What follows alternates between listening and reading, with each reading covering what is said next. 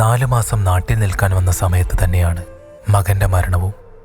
Bike അപകടത്തിൽ മരിച്ച മകന്റെ മയ്യത്ത് വീട്ടിലേക്കെത്താൻ ഇനിയും താമസമുണ്ടെന്നറിയിച്ച് ബന്ധുക്കൾ അയാളെ ആശുപത്രിയിൽ നിന്നും വീട്ടിലേക്കെത്തിക്കാനുള്ള സൗകര്യം ഒരുക്കിക്കൊടുത്തു. ഭാര്യയെയും മകളെയും സമാധാനിപ്പിക്കാൻ നീ അവിടെ വേണമെന്ന അവരുടെ അഭിപ്രായം മാനിച്ച് അയാൾ വീട്ടിലേക്ക് പുറപ്പെട്ടു.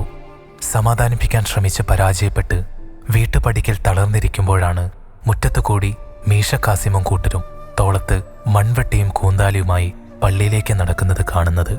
വീട്ടിൽ നിന്നും ഉച്ചത്തിൽ കേൾക്കുന്ന മകളുടെയും ഭാര്യയുടെയും അലമുറകളെ അവഗണിച്ചുകൊണ്ട് അയാൾ അവരുടെ പിറകെ പള്ളിയിലേക്ക് നടന്നു.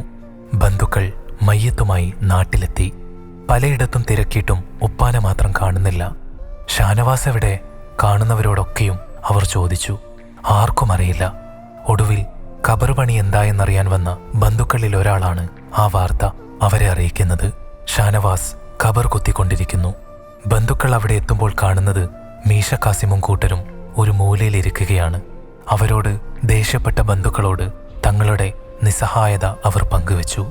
ഞങ്ങളെ അടുക്കാൻ സമ്മതിക്കുന്നില്ല കാക്ക, അവർ കൈമലർത്തി. എടാ ഷാനവാസേ, നീ ഇവിടെ എന്തെടുക്കുക? അവനെ കൊണ്ടുവന്നിട്ടുണ്ട്. അവിടുത്തെ കാര്യങ്ങൾക്ക് നീ വേണ്ടതല്ലേ? ഇത് കാസിം നോക്കിക്കോളും, നീ പോര്.